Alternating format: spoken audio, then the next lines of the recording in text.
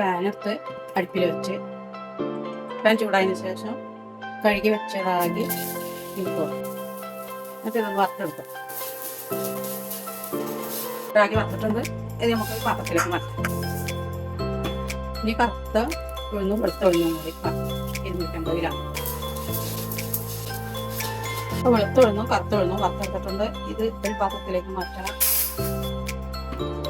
ഇനി ഒരു 150 ഗ്രാം കപ്പലണ്ടി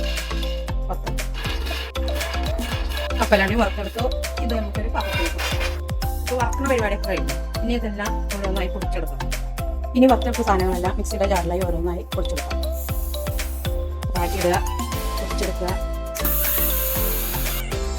റാഗി പൊടിച്ചെടുത്തു. ഇനി ഉഴുന്ന് പൊടിച്ചെടുക്കുക.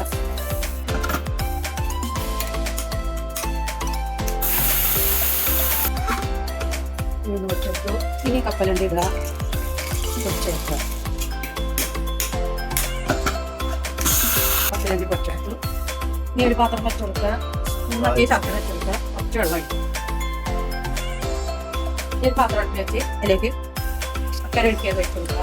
ഇതിലേക്ക് നമ്മൾ പൊടിച്ച പൊടികൾ കൊടുക്കുക. കപ്പലണ്ടി പൊടിച്ചത്,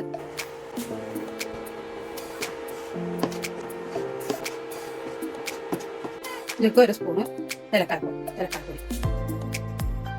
2 സ്പൂണ് നെയ്യ് നന്നായി